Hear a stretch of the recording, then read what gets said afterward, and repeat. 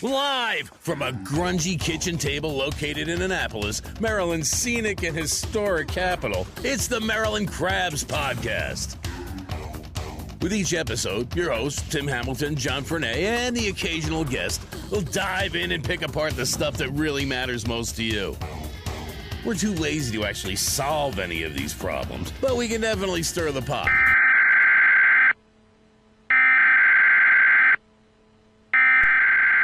We interrupt our program to bring you this important message.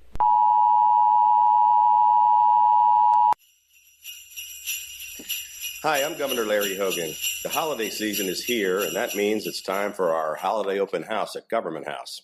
I want to personally invite you to join the First Lady and I in Annapolis on Saturday, December 17th from 1 to 4 p.m. We'll be decking the halls, serving refreshments, and listening to live holiday music. We'll also be collecting unwrapped toys for the Marine Corps Toys for Tots program. It's one of my favorite events of the year, and it's free, open to everyone, and you don't need a reservation. We hope to see you on Saturday, December 17th from 1 to 4 at Government House in Annapolis. For more information, visit governor.maryland.gov. Merry Christmas and Happy Holidays. We now return you to your regularly scheduled podcast, already in progress. Hey, welcome to the Maryland Crabs. We're back again. This is John Fernay and Tim Hamilton, and today we are in the Annapolis police station. Fortunately, we're not behind any bars or any locked doors that I know of. On this side of it for a change. That's just without people yelling at me. We got a view and everything else, and it's we're here with Annapolis Police Chief Michael Pristoop, and we're just going to talk a little bit about the police department, see what is going on with crime in the city, where the police are looking to get a control over it, I guess, where they need some help, what they're doing, and going from there. Mm-hmm. Welcome. John, Tim, thanks. Believe it or not, glad to have you. John, you're stuck in the light shining through the window, so. That's right. We can start asking him tough questions. Sort of church-esque here, you know. You've got the beam of light. He took the Lindbergh baby. Yeah, well, I'm missing the stain, but otherwise, we clean the windows. Yeah. But now, I mean, you've been chief for 10 years? Oh, it's about 8.5. 8.5. Yeah. Seems like 10, though, doesn't it? Some days it seems like 2, and some days it seems like 18. But it's been, despite any of the, and certainly there are challenges, and you know we have tough times and better times. It's been a great run. I love being the chief of the city. It's a great city and a great police department. And actually, I mean, we're saying that you're relatively popular for a police chief of a town. Usually, I think the police chief and the police department tend to get a lot of criticism, and not to say you don't from time to time, but to be honest with you, the paper seems supportive, the local paper, and the residents that we've talked to, some of the residents around public housing, and even the residents of public housing, they all seem. I don't see a lot of blowback to the police. I mean, here and there you get it, but. Well, it's refreshing to hear that from you. I think that sometimes when you're sitting in my chair, you see it sometimes like that, and a little different other times where you know their complaints, you know their issues. The paper is honest, but they're hitting us, or they're saying things that we want to be able to answer. Sometimes we don't have the forum, but I do feel that there's a lot of support from the community, and we're glad. Well, without a doubt, I mean your job, I'd venture to say, in the city is probably the most, and I say yours meaning you and every officer that's on the force here, is probably the most emotional job in the city, because nobody calls you because we want to chat. Right. For the most part. Well, yeah. It's a problem. It's an issue. We're looking for you to solve it, to intervene, to do something. And plus, I have a lot of friends who are police officers, and they're the ones that they always see the worst of everybody. They see their day-to-day. They're seeing the worst that people, not to say they don't have good days, and they can compartmentalize it. Right. But you have that kind of job that if you're doing your job well, no one thinks going, hey, you know what? Look at all this safety we got around us. But it's not that something's going wrong. And that to a lot of the officers is frustrating, but they understand that, and I do too. And again, like you said, John, the phone isn't ringing usually to say that, but you'd be surprised about how many positive contacts that we have from people in the community. And when you read or when you see and you hear the negative, us cops, we have to kind of balance it and know that we're supported, and we see the positive news sometimes. We can't always get it out, but you're right, it's not the kind of job where they ride around and everybody's we're on lounge chairs handing out lemonade and hugging everybody. When they're out there and they're handcuffing somebody, a family member who is affected has a negative attitude sometimes, and we try our best to say, hey, look, we're we're trying our best to make the community safer. Right. I mean, I know one thing. I've got a 25-year-old, and knock on wood, he hasn't had any negative interactions with the police. And I've told all my kids that drive, I said, you get pulled over for speeding. I mean, your natural inclination is probably to sit there and say, what are you talking about? I said, no, it's not the right place to argue it. Right. My son taught that in the mall. He got pulled over. He got caught in the mall one time for hopping over Santa's workshop to get to a soda machine. He was just passing through. What kind of parent are you? And the priority call. And the mall cop was there, and my son's on the phone, and he's like, "But Dad, it's a mall cop." I'm like, "Oh, dude, just shut up," and, because the guy's right there. He's like, "But it's a mall." I said, "Okay, I know it's a mall cop, but he's got a phone to a real cop, okay, who really doesn't care about you." Yeah, so, make friends and influence people. So just say, "Yes, sir, I'm sorry," and get the hell out of the mall and eat the $12 ticket you bought for the movie theater and chalk it up to a life lesson. But I mean, let's talk about the little bit of the white elephant in the room with crime in Annapolis. I mean, it's on the surface, it seems like it's some people would say it's out of control.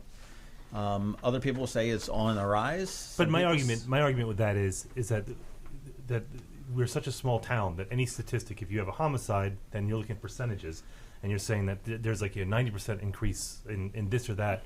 In a town this size, perfect example is last year versus this year. Last year there was one homicide. This year there's 10. Right. So I mean, it's now if you're in Chicago and everyone, that's the hot thing. I always said that any conservative media they're fascinated with the crime in Chicago, but you have such a huge population that we don't have a sample size here that's accurate. So there's that perception. And I heard someone at the city council the other night say something like. I think they said that the crime is on the rise nationally. It's not. This is the safest it's been since, I think, 1984, with the exception of 7 cities around the country. Which is pushing, or collectively is pushing the violent crime numbers up in right. some categories. And, you have the point that I was going to make. I mean, look, last year we end with what we can brag about as being one of, if not the lowest crime rate. Right. So if you have 1,100 crimes when we come out of last year, which we did, and we have 50 more, and those 50 are larcenies, and we have some violence, and suddenly our increase is just unfathomable if you're comparing it to a big city against its own numbers. So we definitely have that, and I try my best to explain it, but no one wants to always hear about statistics when the chief walks in the room to say, what, we have 10 homicides, but I think, and I heard the council the other day. Well, I saw your frustration in council because I watched that, and I could tell that you were the gentleman got up and he was very rational. He just said that he had been to the meeting that was between the police, and I think he saw it different. The meeting go differently than you saw it go, and I could just tell that. I guess that's got to be frustrating. I'm not saying he's wrong. Yeah. But there's got to be frustrating when you have that. And he was very reasonable. You were very reasonable. But I think a lot of times it comes down to perception. And you know what? I didn't want to come off sounding frustrated. No, and it wasn't but bad. But you're right. I can see how that. Listen, he has a very real complaint. He's all anecdotal. He wanted us. Well, yeah, and it's his community. And if there are 2 burglaries or 3, it's 3 more than you want. And he wants action and he wants the police. On the other hand, I know that we went to the meeting and tried our earnest best to say what's going on. We obviously fell short by his standards, but I got another call earlier saying that it was a good meeting. So if you're personally affected, your feelings are completely different than if you're someone else just in the room. And I can get that. And I think the way that Annapolis is set up is interesting, is because every city, every town likes to think that they're unique, but we are unique in the way that our town is set up, is that we have public housing. The affluent neighborhood, public housing, affluent, and they're all on top of each other. So you have the problem with the Eastport residents who are up against public housing, and there's that frustration when the crime spills out. But they seem, and we had Jessica Packler in here, you must know Jessica, sure. And we had Robert Eads in here who represent, so we talked to them. Okay. And both of them seemed very pleased with the police in general, but they also seemed that they were willing to work together. So I think that you have that element where you're just not starting from zero. That's not to say that there's not room for improvement. No. I think I hear both sides, and you're absolutely right. There is room for improvement. Listen, if I looked at Eastport overall, and again, we're divided into 6 areas. Eastport is one of the largest areas. It's a post, and I looked at Eastport and said, look, if I'm just going to talk about numbers, your crime is down, but the types of crime that are happening and affecting people, especially who live close by to Harbor House and Eastport, are intolerable. I mean, you've got some shots that are being fired, cars that are being struck. There have been 5 shootings. I mean, I heard talk there were 10 shootings. Really, there were 5 shootings, although we're not happy that there were 5 shootings. But for those who think that there were more, or they're suggesting more, I mean, we got to kind of reel it back and say what's going on. Many of those are, not solved because we have uncooperative victims and witnesses who aren't coming forward. So, we're trying to clear these crimes. I'm trying to build the police department's internal abilities to do that, and we're dealing with sometimes cooperation, but often not. And it's very tough. It's challenging for us. We're trying a number of things we can get into, talk about particulars about what we're trying to do as the police department, but we're still, to your point, yes, these are the types of crimes. Are they spilling over? Well, it's one Annapolis. I mean, they're spilling over. They're not spilling over. They're affecting one community that's just as concerning for us. And Amy and I were talking earlier, and I know you had those interviews with Housing Authority. Most of the people that we're seeing in the Housing Authority communities don't live there at all. Some of them really have relatives there, and they sometimes, when it's convenient, the ones who are causing the issues, you mean? Yeah, the ones that we're either arresting or we're getting complaints about, or we're pretty sure there's drugs involved. Maybe I'm going to say anecdotally, 70%, maybe up to 80% of the people we are dealing with arrests, and I don't have books in front of me to say, okay, well, look, let's parse it out. Really don't live there. Some of them have family that live there, but they don't live there. I'll tell you, back on the drug thing, Robert Eads had said when we spoke with him, said that the problem has always been, from way back when he was in public housing and whatnot, is that outsiders come in. I mean, they had an internal drug thing where he said he was selling drugs down on Washington Avenue, down and sending out on the boats. But are we still seeing this? I mean, and when he said outsiders, I mean, my initial thought was like, okay, we'll throw this out there, but the rich white kids from Severna Park coming down looking to score some dope. Yeah. But he's saying no, it's more the drug dealers that are coming down from Baltimore and D.C. and they're fighting over this turf. They're commuters.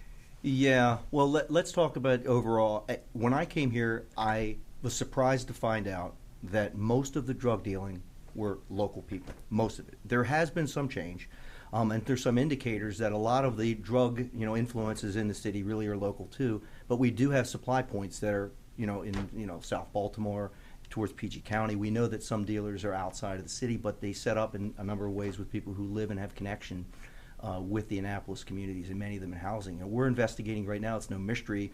We are working with the FBI. They're working with us, and you may have questions about that. And I can tell you right now that we're looking at certain communities much harder than others because we're seeing that some of the people that are selling drugs do live in the community, frequent the communities, and we know who they are. And we believe they're involved in these serious crimes and murder, and working hard. Well, I know the city has had some pretty significant drug ring busts over the last 3 years. Heroin, and I mean, I know there was primarily a Hispanic one where there was a guy that was on the run for a while, and he was ultimately caught. So, I mean, do you think would you say that drugs tends to be the root of the majority of the violence that we see? Yes, the majority of the violence, but not all of the violence.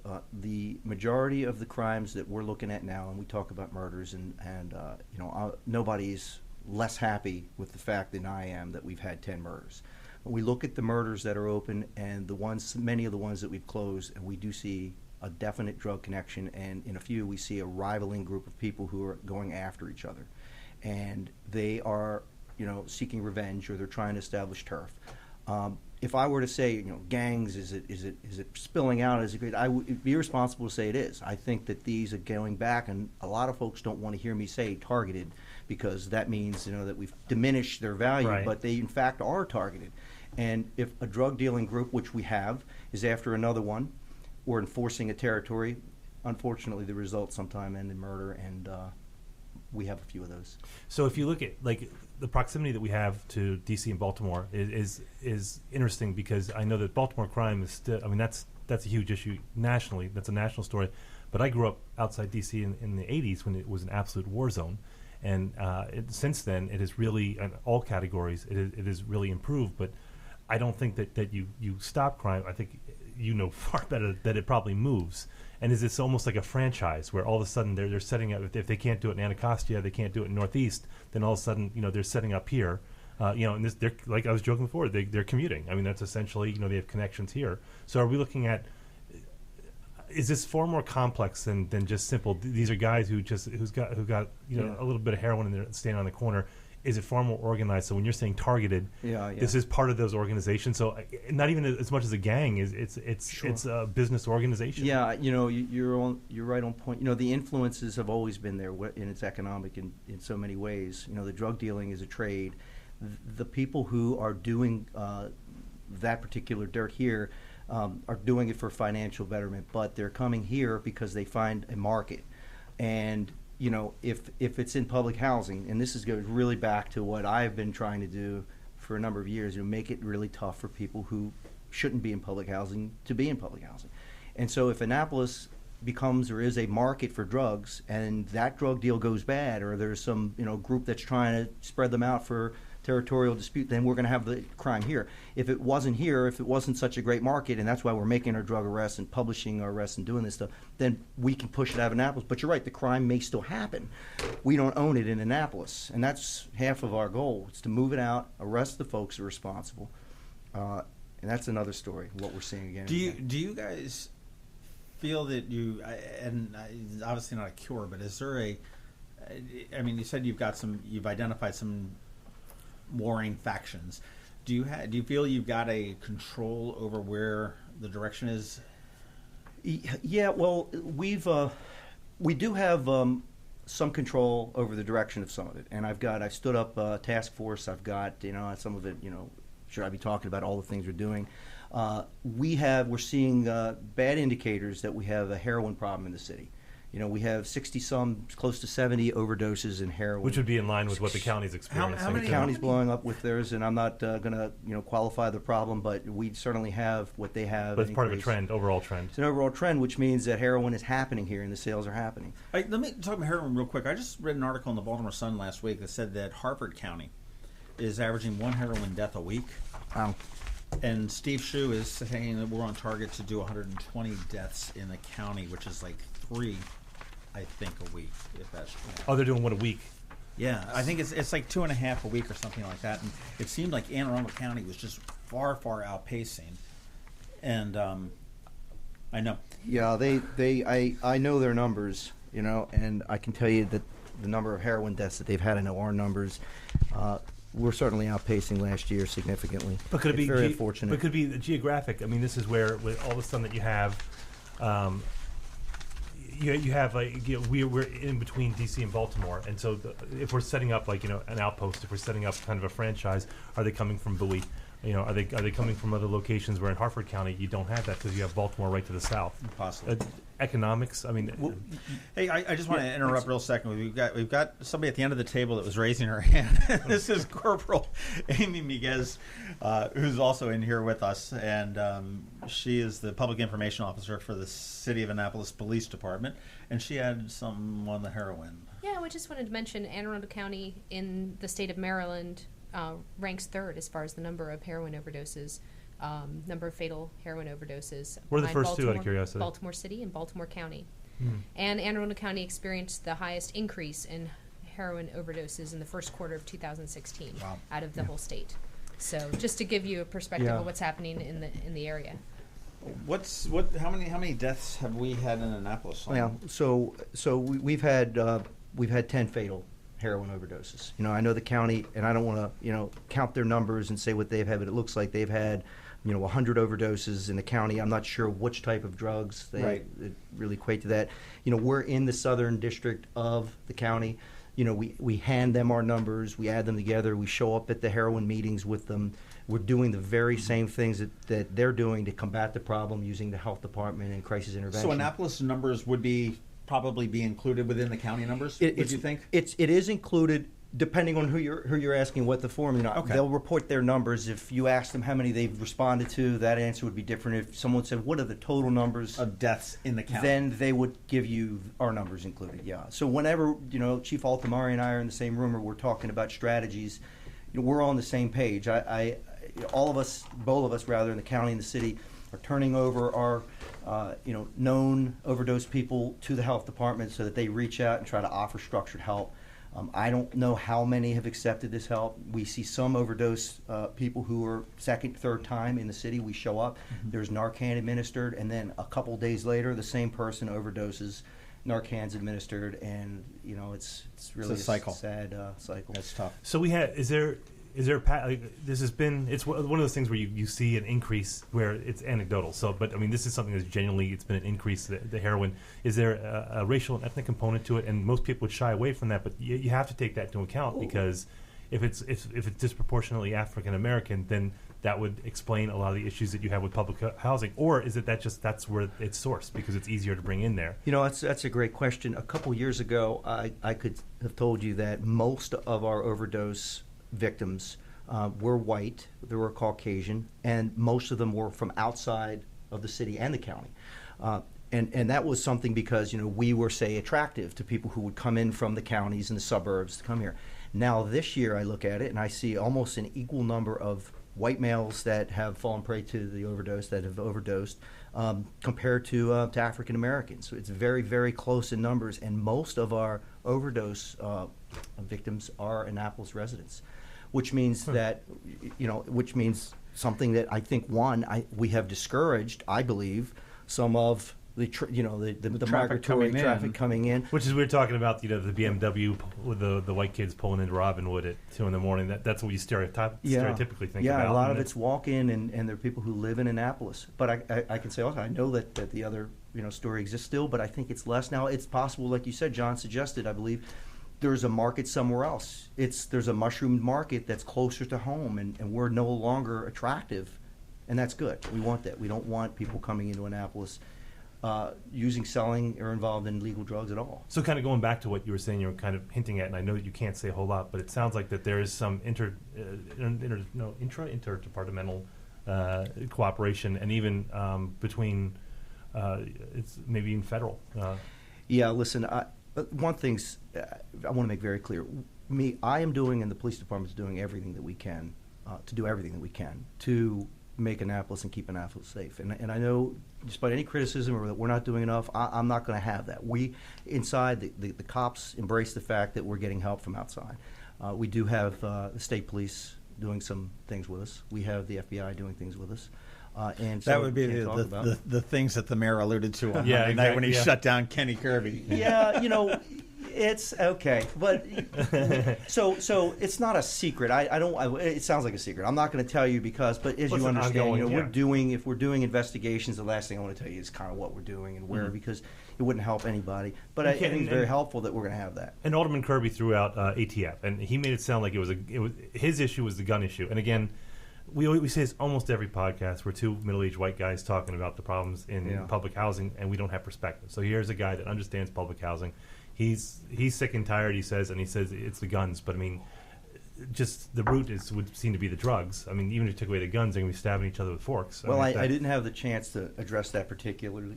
And I can tell you that the ATF is helping us. We have the ATF. Now, ATF aren't out there jumping out like our officers are. They didn't recover the 72 guns that we did this year. Those are our police officers that are out there. Some are walking foot. Some are out there and we're finding guns and we're making arrests. But the ATF is part of, a cooperative group of law enforcement agencies that we have. And not to diminish Alderman Kirby, because he's this frustration reflects what his constituents are feeling. I appreciate that. Yeah, he's got a perspective on that you could just hear the frustration. He is. He's frustrated. I'm frustrated. But listen, you started the questions of where is crime? I mean, yes, we are up in murders. We are up in rapes. And we're up in aggravated assaults. Those are serious assaults. And, just if I had to put up kind of a, one paragraph out there to explain what I see is going on, is that most of these are people who are they're close with each other. They're domestic. They know each other. Almost all of our serious assaults ended in arrest almost immediately. Close to 40 of them in public housing. The officers are showing up, making arrests. So many are domestic. Almost all of our rapes involve juveniles and family members. It's disgraceful. It's extremely unfortunate, but we do have that. And I believe only 2. Amy's here. I think only 2 out of the numbers that we have really were not juveniles. Right. Why do you think that is? Wow. It's funny. I think it's a generational thing, because Robert Eads was, when he was sitting with us, he's, the kids today, they're not like when we were a kid. And I just think every generation thinks that. Do you think that's the case? Well, as far as the rape goes, because I was talking about the rape, and it's very hard for me to say why, I feel that family members are victimizing other family members. I think it's certainly being reported. I would hate to think, but also it's possible, that it's been happening but not reported in the past. We're at a high number of rapes. Just about all of them are domestic or relatives. Well, rapes are historically underreported anyway. I mean, Absolutely. People are ashamed or, whatever. Yeah, and I think that we are still underreporting. Something been bugging on my ass for a while. When there was a rape on Duke of Gloucester last year, the woman went home, came back, I guess, cleaned up or, dealt with it, and went directly to the hospital.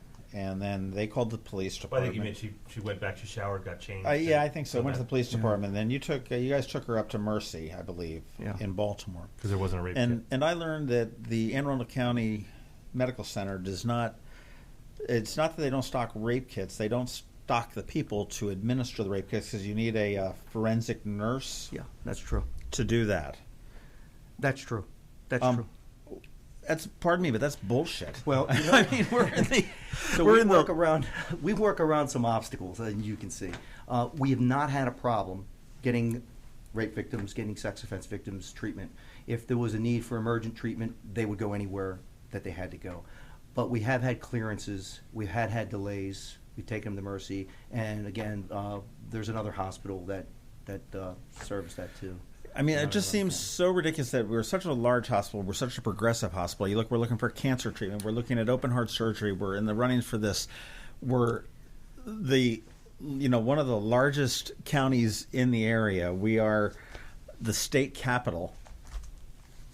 And if I get raped on the side of the street in the middle of the night, I need to take a police car or an ambulance ride up to Baltimore to get tested. Yeah. Well, you know what? I'll go back and say it's convenient if you're a Baltimore police officer investigating it. It's a tough ride, and we're doing everything we can. But we haven't had, and just in fairness to the whole hospital situation, I think there's a tremendous amount of training that goes into that. But I'm not going to hold up any defense for that. I do think it would be great to have that resource available in Anne Arundel County. Yeah, I think so too. I think it's a shame. Right, but speaking of resources, so on Monday night we had Mayor Panelides said that he was going to request a $1.25 million transfer from the which fund was it? It's a general fund. No, it's not a general fund. It's reserves. Reserves. Yeah, the reserves. So it's a surplus fund. So he wanted $125,000 for additional police, for overtime, and for additional cameras. Are these we always talk about the allocation of tools.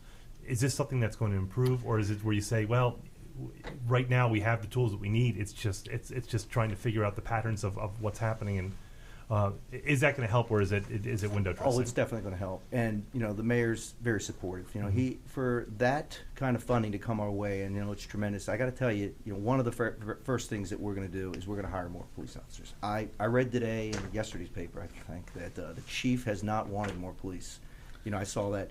I never said I didn't want more police. I know I've been in council meetings where I said that's one solution, because it's sort of, Tim, what you're saying. There are a number of other things, getting cops back from limited light duty and injuries, and putting them in the right places and using our resources. But having more officers is going to make a difference. And I can't say it's going to stop murders, like we talk about a person who has a vendetta who goes or kills someone in the basement of a house, like we've had in Paddington, or the son who killed his father with a knife. We're not able to stop a lot of those murders, but with that extra funding, we're going to be able to hire more cops. I'm definitely going to be buying more cameras and putting them up in communities. Let me talk a little bit about staffing real quick. Now, right now, you are capable of having 125 officers. 114, John. Is budget? 114 is budget restricted, yes. Okay, and how many do you actually have? So we have, great question, because I talked to Captain down the hall. We're about to have 111. We're about to sign for 2 books. We have an officer leaving at the end of the year, maybe 2. We're about to hire 2 more. By, I think, the end of December, we're probably going to still have 111. Okay, so out of the 111, how many would you say, and I don't need an exact number, but I mean, how many would you guess are in the cars, on the beat, patrol officers? I mean, I realize you've got detectives and people looking for my bike and everything else, but that's Let the bike not go. Counting those guys. I'm so sick of hearing about this damn bike. This would be the third interview about the bike. Oh my God! This is the whole reason we had this interview, because he wanted to bring up the bike. I'm going to take him to the You're going to take a little bit of that $1.25 million and buy. If you and I chip in to buy him a bike, I've got a bunch in the garage, and I think after 90 days, Amy, is that when we can go? That's right. This goddamn bike. But out of your 111, Yeah. How many would you say are able to pull me over when I pull out on the road? Okay, so we have close to 50 in patrol. We have in the 20s in our operations. We have an additional 8 or 9 detectives, so you're starting to add this up. We have an intelligence team. We have a K-9 team. It all adds up to about 100 and just over 100 of officers who wear a uniform, who are going to be able to walk the beat any day of the week, or show up and pull you over, John, or write a report for the bicycle. Okay. But we do have some inside. We have some limited people. I said, okay, about 100, because at any given time we have between 5 and 10 that are on some sick leave or limited duty or detailed out for a prolonged period of time, like military. So that's almost 10% of the agency. Right. And that's it's something that we're trying in a number of ways to get officers back as quickly as possible. You are the largest agency in the city, right, as far as number of employees? I think the fire department has us now too. I think the fire department has us. Has a couple more. Yeah, they have a few more than we do. So you've got in the next 24 hours, there are going to be 50 cops in cars out about. Well, I think this is important, and I really want to try to, because I want to bring it around into this whole neighborhood simple policing answer is thing, no, too. John, because and here's why. And I understand that that's come up in your conversations, particularly about where these cops are. We're running a 24-hour operation, and it's 7 days a week, and we have officers working patrol. Now, I may only have 7 officers working patrol. Why is that? Well, I may have 3 or 4 working operations, and maybe a total of 12 on the street. Well, why is that? I've got 100 cops. Why are there only 12? If you really look into staffing, and you look into leave, and you look at how many hours they work in a day and how many posts they have to cover, and you do the math, and in police parlance, I think it's 2.0 or 2.0 per every cop per shift. So it takes about 6 officers to work a 24-hour period. If you count in the leave, you count in the relief, and so the math doesn't work out as cleanly as that. Because if I had 50 officers working, when would they be off? Would I have 50 in 12 hours when they're off, and then 50 more in 12 hours when they're off? It just can't work that way. The best nights we may have 20. I may have 20 officers with a few overtime riding around in the weekends, downtown, dealing with the bar issues at night, and also working heavily focused in the public housing community. And again, working 6 or 7 in patrol, but it's never 50 unless we're calling them in and we're doing parades, and it's just never that many in the city. So makes sense. I know it's a complex thing to figure out. So is it reasonable to think that there at some point there's 15 to 20 officers on the street at any given point? It is. Sometimes we don't have that many, but Right. It's not unreasonable to have 15 or 20 officers working at night, say. So do you look at different areas, like and this is, I guess, is what we're getting back, because we talked about the community policing. That's been, when we talked to the residents of public housing, we talked to the residents of Eastport, that everyone brings up community policing. And is that just a cutesy kind of concept, buzzword?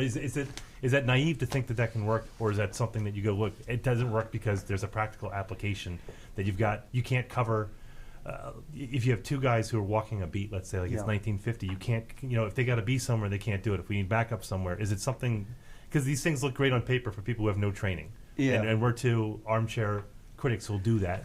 But what's the flaw in that? You guys raised really good points, and I know you did in another podcast. The flaw is really there are no flaw. But for me to have the same 2 officers, if I'm going to have 2 officers in a community, I'm probably going to need 12 dedicated to that community if I want 24 hours of coverage. Those officers, again, let's take a patrol shift. I've got 11 officers working under 1 sergeant on 4 different shifts. And the best they're doing is able to put out, say, 7 out of the 11. And that's just for that one period of time. Then when they go home, the other shift that comes in that has responsibility to put 7. Same with the foot patrol concept. If I have, and I do have, 2 officers working a team in Harbor House and in Eastport Terrace, they may only work 40 hours. And so if you look at 7 days at 24 hours, what is that? That's less than 2 complete days. I would need 6 or 7 officers for that. But to your question of community policing, they change their hours. They try to be there at night or day. Tomorrow they may be working night, and they're going to flip, they're going to flop, because they're going to try to deal with problems specific to the community. But, you asked a couple of questions, Tim. I think that fire 'em out. community policing does work. We are really doing community policing. Now, everyone's definition of community policing kind of has its own spin. So if we're picturing community policing, we had the two guys spinning the baton and whistling as they walk down. I like that. What I like that kind of community policing. Yeah, I really do. I very Norman Rockwell-esque. I came up under that, and I believe in that, and I think that could be where we end. If I had 20, 10, however many more cops, they would be in the communities. They will be in the communities. They will be walking foot. But even if I had 10 more, I may only be able to cover 2 or 3 more communities with more cops. But you also know which communities you need to cover. I do know that. Yeah, we would be how did you feel about the security that was in briefly, which was in what was Newtown 20? Was it? Yeah. That I think everyone thought that was going to be forever, and it lasted a week, something like that. But is that something that you're like, we can handle that, or it's a good idea, or was it? No, it's a great idea. It's a force multiplier for us. Well, they're not police officers. They're definitely connected more to the community because they're seeing them all the time. They're talking to us more, so they're extra eyes for us. Right. And I also think that there's crime deterrence because their presence and they have a set of marching orders, and they're not making arrests, but they're reporting things, and they can make arrests in serious situations. I am a big fan of private security that work with us hand in hand. And right now, I know that they're trying to get more of their. I think there's a couple now, but that's not enough. I would advocate if the public housing had the financial ability to get more.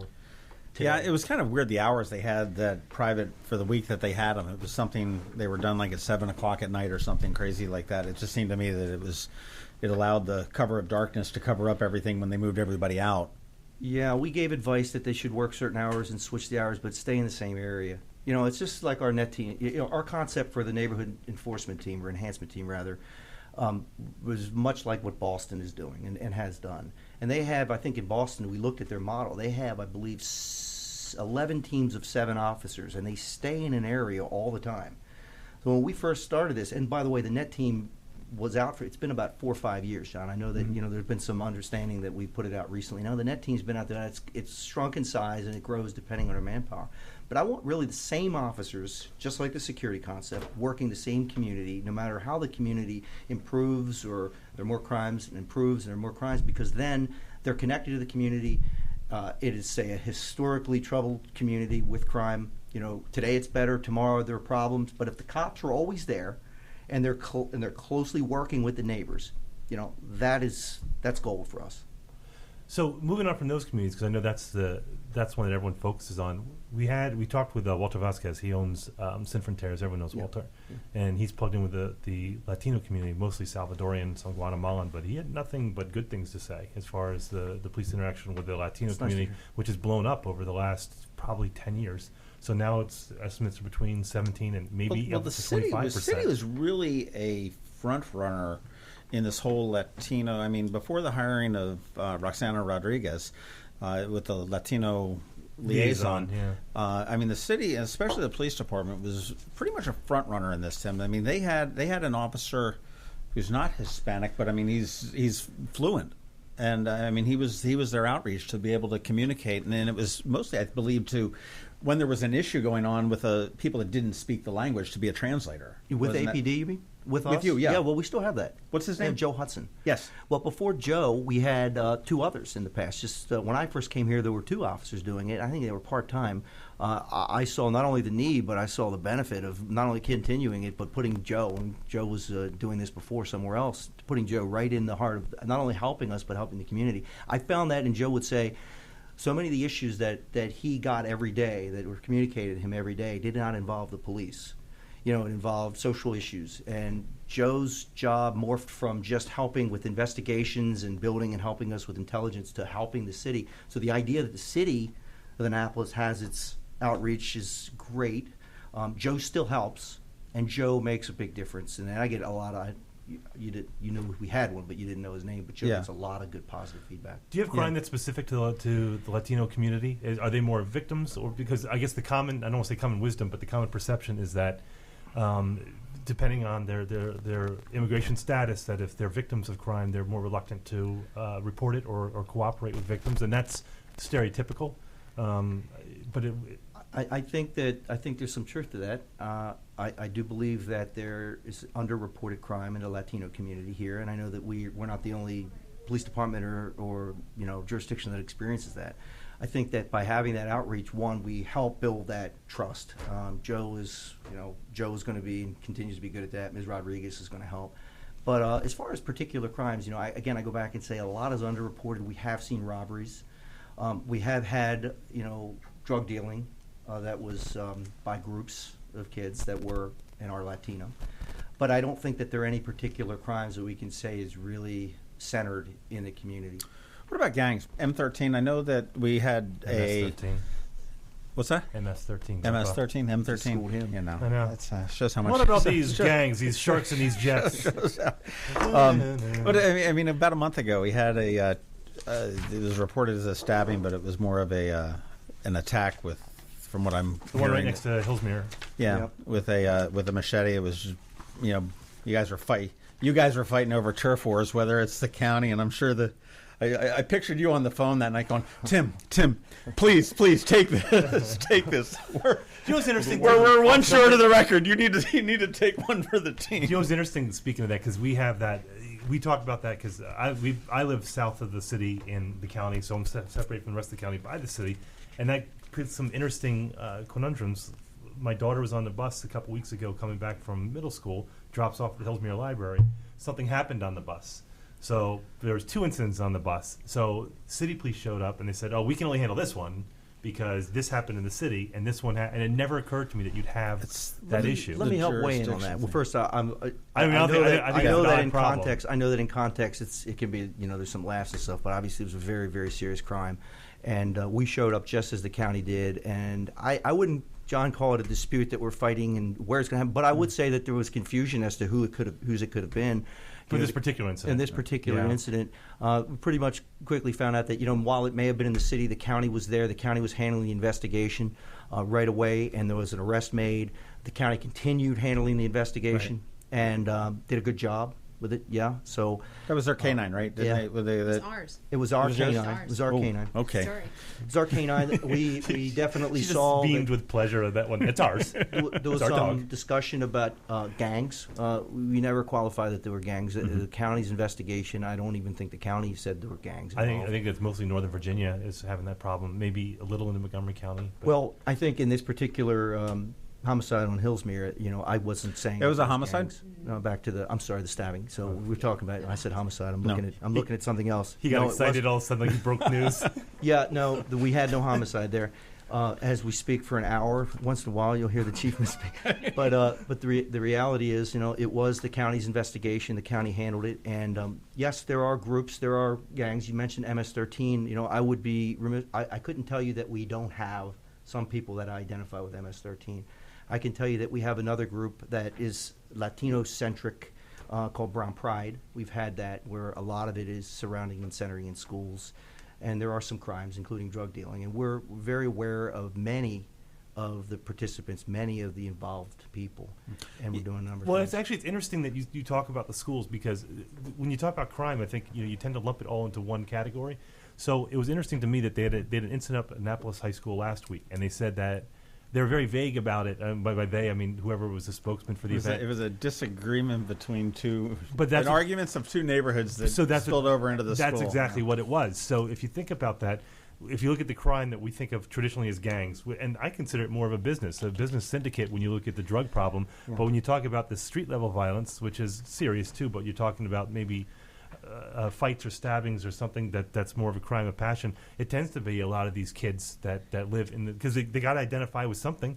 So it's going to be the housing community in which they live. But I mean, the Brown Pride's new to me, but that makes sense. Because well, to the schools. I mean, look, the problems are happening in the schools, but they may originate in the neighborhoods. Right, and that's what the schools are saying. The schools are saying that. But I spoke to the principal, and I spoke with the school police, and of course the county police department is very aware of what's going on. I believe that it's still a school problem, but it's also a neighborhood problem. And it's nothing new either. Yeah, but that's an establishment where kids have to feel it's a safe place. And so if you're going to resolve the problem, it's so hard to resolve it always in the neighborhood. You got to make sure you're intolerant to it in the schools. We're going to help. We're helping. We're going there. It's out of our jurisdiction, but our officers are working closely with them. We met with school officials recently and talked about what we can do and how we can help. We take it very seriously. A lot of the students there are our kids in Annapolis. Sure. So, go back to as well. So if it happens in the neighborhoods, we need to tell the schools what's going on in the neighborhood. So we have that relationship also with not only the administrations, but their school resources officers and the outreach people. So you have to work with the city, the schools, HACA, the county. I mean, basically, there's a lot. You forgot the feds. You forgot the community. Other police departments. We do. We have to be that dynamic. I think we're doing.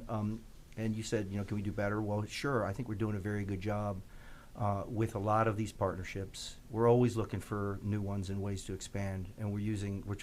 If anything, I can convey. I'll take any fresh ideas or any good ones. To have $1 million or over $1 million, we're going to put that to good use. But at the end of the day, we're going to keep doing as best we can, and it so much relies on the community's help. And the partnerships are great, and they work well, but the community has to, believe in us, talk to us, and be as intolerant as we are. See, that's almost, and people dance around it. It's the no snitching culture, and there's a racial component to that, because that seems to occur in the low income African American neighborhoods, where if you're a victim of a crime, that the worst crime would be to cooperate with the police. And so I hear the frustration from people who live. They go, well, why don't they just talk to the police and just let them know what's going on? And but there's ramifications for that. I think that I don't want I go back and say, did we buck the trend when we can say that our heroin demographics are different? Are we bucking the trend to say that 6 out of up to before our last murder, 6 of our 9, now 6 of our 10 were solved because of the community? I do know that there are people who are reluctant to talk with us. I mean, that's certain. But I also know there are people that are talking with us, and they're helpful. And we need more. A lot of our shootings remain unclear, maybe half. I mean, is there a program? Is there what? How do you get somebody that's reluctant to talk to you to do it? I mean, an anonymous Dropbox. So he did it. Or, Well, we have Metro Crime Stoppers. Right. We've been really trying our best to promote that. And it's what is promoting it? I mean, bumper stickers. And we have stickers. We're getting it out to every message on every social media angle we can. It is working. It's helping.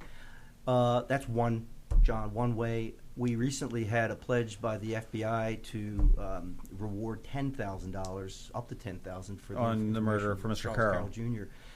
Huge. We're finding that there's some information coming that way. I don't know that paying people to provide information is the only way, but it is a way. I think that go back to what do we do to convince or help convince people that we're not going to take this information or do something that's going to put them in jeopardy. We're on their side. It's tough. There are people who won't believe that we're not going to, or that there's going to be. I mean, I call Metro Crime Stoppers. Of course, they're getting caller ID. They're well, it's not just that, but if you're a snitch and if you're identified as a snitch in the community, that's one of the worst things you get. My kids are coming home and they're not telling. They say, "Well, there's no snitching." I'm like, "Who the hell are you?" Give up the information. I mean, it's a pervasive problem. Yeah. It's unfortunately it's grown legs, and it's to a point where it's working against us and it's working against the community. There are so many people in the community that have come forward and have helped us.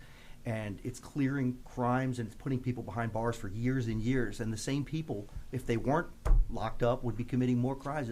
I don't want to say it's a leap of faith, but in some cases it will be a leap of faith for people to come forward and to take and trust and give us the information. Plus, things have changed so rapidly right now. Like we were walking in, Officer Miguez was bringing us in. She's like, "Oh, I know you guys from Reddit and from Twitter." I'm like, "You read that stuff?" But I mean, there's got to be that component where I have a friend of mine who's a police officer, and he says that social media is really big because they monitor the hell out of that. It's really big. Well, Amy, what are we, 17,000 or what's our following? Close to 17 on Facebook and like 16 on Twitter. And Tim John, I still think that even though we have that fairly robust social media outreach, I think that not just outreach, but for monitoring. And I still think that many people really don't turn to social media. I think Annapolis is still a handbill city. It's a place where if we go to when we go to the community meetings, we tell them what's going on. They may never know, folks, what's happening because they're not monitoring social media. So it's that's where partnerships come and play again. Do you have somebody on staff that is actually actively monitoring social media? Like monitoring John? Well, that's a great question. Well, we do when we have a hint of a problem. We have Okay. like the MCAC. I know, like you had the threat of the march that I forget the march about 6-8 months ago. They were going to shut down Forest Drive, shut down the city, and everything else. I know that was there were helicopters flying and everything else. Yeah, and there are programs like Hootsuite and a number of other aggregating programs that they look for they look for names, they look for things, and they'll say, okay, there's a lot of chatter about this, and they'll tell us. We're not typically looking at social media from that angle. We just want to provide information and hear information.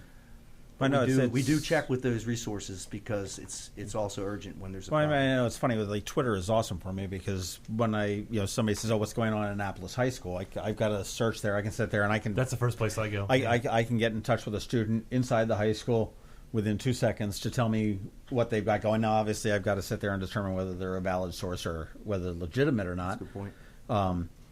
But it's amazing the chatter that you can see when.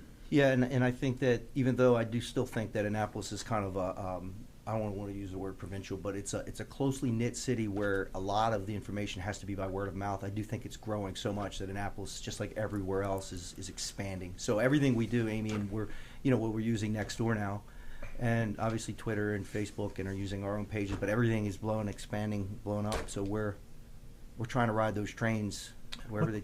What's that big one? The hilarious one. The police department. Is that Bangor, Maine? Bangor, Maine. Yeah. Oh, wow. They're hysterical. Yeah. They're drinkers up there. That's do you people have said, okay, we've got a crime problem. I mean, you've said that it's not as bad. I mean, do you think is crime like parking? Is it a perception, or is it that we don't have crime? It's both. It's both. Look, I vilify when I start talking about numbers. We are tied with the lowest year in overall crime in the city of Annapolis history. Now, let me caveat all that, obviously. Doesn't mean we're happy that our murders are up. We're very disturbed by the murder numbers, obviously, and our serious assaults. But if we took all of our crime together and we said, where are we? Yes, we've had some burglaries, and we're doing our best. We made some arrests, and some neighborhoods are more disturbed. It goes back to the perception. The perception in, say, Hunt Meadows recently has been there are burglaries out of control, and we know how many there were. We made arrests and we've connected these cases, and we're still working hard on them. But the perception there is there's a huge burglary problem. Well, I can tell you that burglaries are not in any way off the charts as far as where we're seeing them in the city. When we compare ourselves to all the other years, we are up a little bit over last year, but that community's perception. But people don't believe the numbers. I don't want to even go. I won't even go to the numbers. But if you guys are asking questions, and it's only fair to say, well, you know what? No, but it's true. But it doesn't take from the feelings of the people in the community that call us there. And I'm never going to be able to diminish the feelings because I wouldn't even try to the murder numbers. The fact is that we have a high number of murders. The other fact is we're solving a good bit of them, and we're going to get the people off the street. I guarantee you, for the ones that we have open. We're doing a lot. And here's sort of a personal question. I mean, I'm just looking at the... Is it a bike question again? No bikes. The city manager's report shows, obviously that, shows that residential burglaries are down they're up a little bit over they're up a little bit last year. Commercial burglaries are way down. Yes. When your officers are investigating, and here's working somewhat personal because I was robbed twice last year, or a year and a half ago, whatever. But is there a John show? Is there a follow up that they do? Because I mean, I've heard that we've arrested so many suspects, and we believe they're connected with a number of robberies. Is like typically the language that you hear. Is the department following up with people that they believe that they are connected with? Yes. When you say people, you mean, are we following up with burglaries? With the victims. Okay. Yeah. Okay. I've never heard anything more than my DNA. Now, if you have arrested a guy that you may think have been responsible for the burglaries that happened in my neighborhood last year, maybe not be able to pin it on him and say specifically, yes, he's got this, but say, are you following up with the victims saying, hey, we're close, say, or we think we've got something. We got 3 guys. We've got them off. We believe that they were. We're not sure, but I mean, because I think that would leave a sense of relief to. I mean, you mentioned Hunt Meadows sitting there. Oh my gosh, Yeah, that would be. I would say that's almost an unavoidable shortcoming that we have, because if we have a person of interest, say, or we made a number of cases and closed, say, 10, or we just did a search warrant, say, for these kids that have, Robin Hood connections, and we think that there may be dozens of related ones, we couldn't go back to the possible victim or the victims and say, it's possible that we're getting closer. But I think that if we, and Amy I know pushes this out, if we say we do have 2 arrests and they're involved in several burglaries and we're actively investigating it, I calling that person back, John, to call you back and say, you had something that looks very close to this. Something we haven't done, something we wouldn't do, I don't think, because it might give one false hope, and also we could be just wrong. It could be wrong. I went to a meeting recently where I said that the Hunt Meadow burglars were probably connected to these other ones. And you know what? They were connected to one, maybe. But as we dig deeper into it and peel the layers of the onion off, we're finding out, there's another burglar. Now we have a juvenile arrest warrant for that, or juvenile warrant for that person we're looking for. Right. And it was... I don't want to misinform, and John, I hear you. I want to be able to kind of comfort people, but not go to the point where we've given information out that we can't really substantiate. Makes sense. That makes sense. No, I mean, it's just, in anybody, if you're looking at murder, if you're looking at rape, everyone's always looking for closure. Let's figure out what it is. And I don't think it's any different for a commercial robbery or a residential robbery or burglary. Just to point out. Burglary. All right, what's the difference? No, I'll tell you the You difference. can rob a person. Yeah, well, robberies are violent, and they're usually force or threat of force, and a burglary is breaking into a house. It's a theft that. Okay, so a robbery is a threat of force on a person. Yeah, it's a force on a person. So you burglarize a house, you can burglarize a garage. Look, I know we're going to go back to law school, but I understand what you mean, of course, and it's a confused term sometimes. Do you know where person of interest came from? No. A little trivia from you. No. Right? It's a TV. Was it a? It was an actual event. The first time it was used. Okay. What, Lee Harvey Oswald? No, it was the Olympic bombing in Atlanta. Oh, wow. Richard Jewell. He got jeweled because he was a person of interest, and then his life was destroyed. After Yes. But that's when that became the buzzword at that point. Yeah. We'll edit that out. Yeah, we'll get rid of that. All right, so what? Okay, the easy answer is to leave your lights on, lock your doors, don't leave your cars running. Get a dog, not your dog. Get a camera, maybe. What are some things that that I can do, that anybody can do in the city that's to protect their bike, property, and themselves safe? That's not. We know trim the bushes. We know keep the lights on outside, and call when you see. Is there anything else that we can do to help you do your job more effectively? Well, thanks. One, I think stay informed, but not so much, be part of a banter that's not getting the source information. I think that sometimes, and unfortunately I'm seeing it, and I won't go particularly point at a community, but sometimes we're seeing something that hasn't happened that's growing legs, and all of a sudden the perception is off. But ask us, one, to either show up at the meetings, tell you what's going on, or criticize, like you're saying now, do we need to tell more people about things? So get the information from us, involve us in that. Obviously, there are a number of things that you're going to do, John, that you're going to put your lights up, you're going to tell your neighbors when you're gone, you're going to do all the things. One of the unfortunate realities that we are seeing is that people aren't calling us, but we later find out that they saw some suspicious activity. And I don't want to impugn a neighborhood and say, well, this happened in this one. But it is a repeat theme. That happened there. But No, I saw that yesterday. Someone said really? that on the Eastport Forum on Facebook. They a said, repeated theme. I saw this. And, it's a repeated theme. We show up, and recently at a burglary scene, I saw that car, I saw that person. And it happened recently. It happened a while ago where we had a serial burglar who was in and out of the city and the county, and that car was being used all the time, and they saw the car, but they didn't call us. So I think that there's that reluctance, and it's not the snitch reluctance. It's it's just that, well, maybe I'm wrong. We don't care if you're wrong if you give us the information and you're wrong. That's okay. The other thing,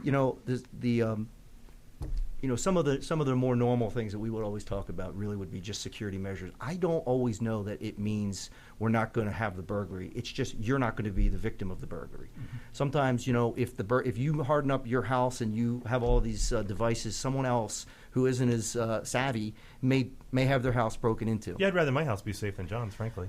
Okay. You still have your bicycle? Yeah, I've got a great bike. We're trying to wrap up. I just want to backtrack to one thing. We talked about this $1.25 million that the mayor's going to give you, and part of it was going to salaries for new officers as well as to cameras. I know at one point we talked about body cameras, and there was questions as far as storage space and chain of evidence. Yeah, chain of evidence. Chain of evidence that you needed there.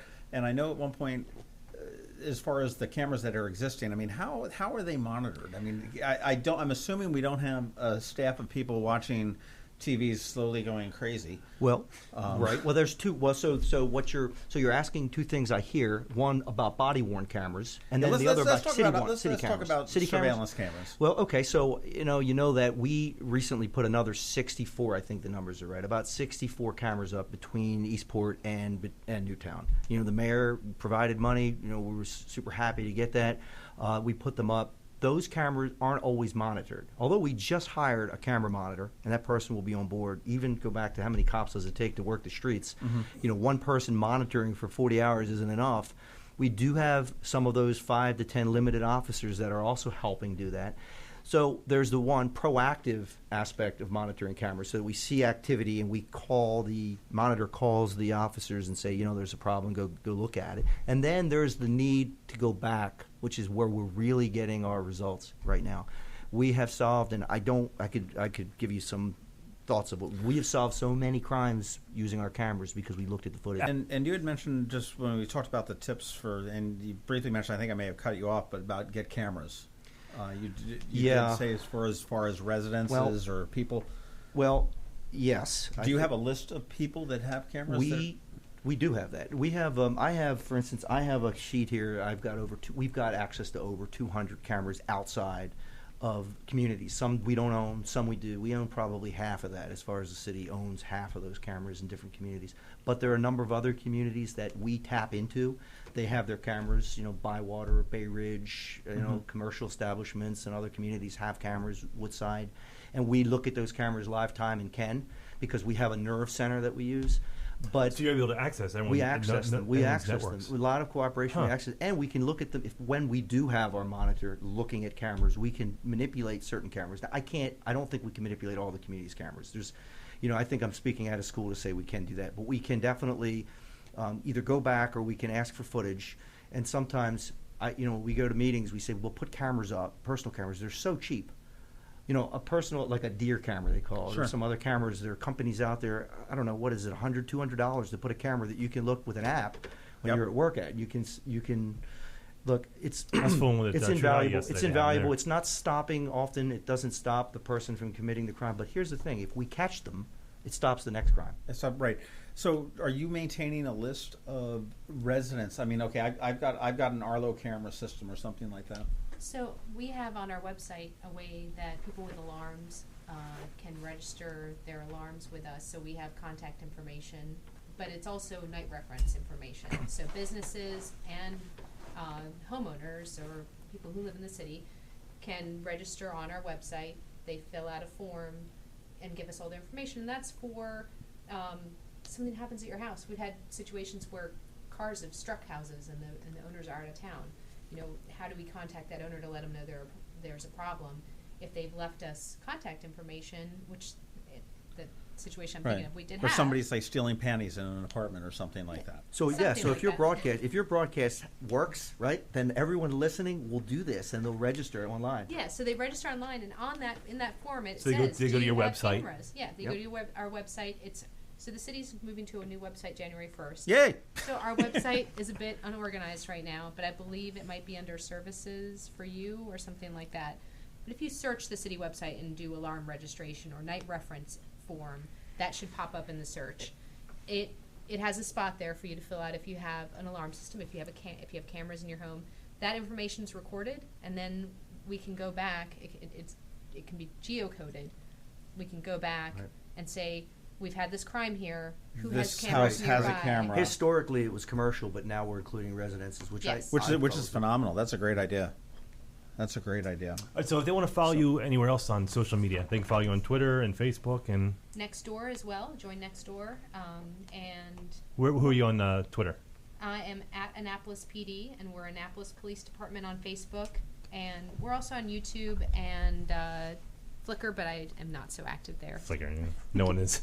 That was fun while it lasted. On that Google Plus. Well, anyway, hey, we want to thank you both for coming here, especially you, Chief. I want to thank you for your for first of all the work you do and for the work that all your officers do.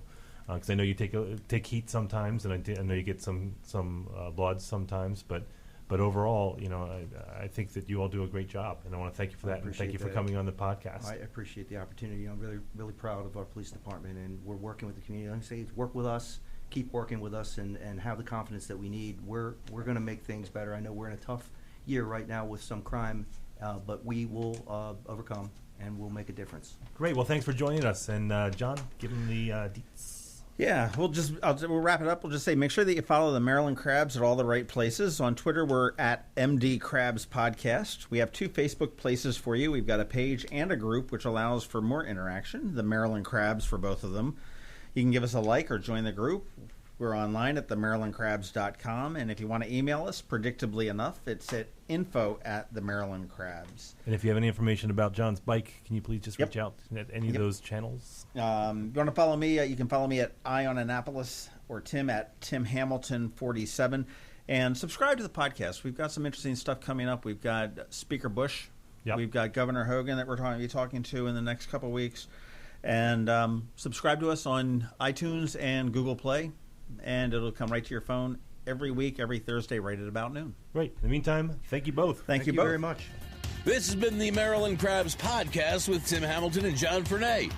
Sure to follow them in all the regular places, Facebook, Twitter, YouTube, and online at themarylandcrabs.com. Take a moment to rate us on iTunes. Now, get the hell out of my kitchen. Seriously, go!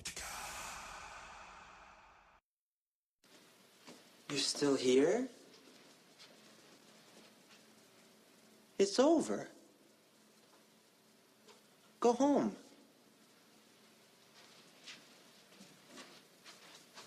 Go.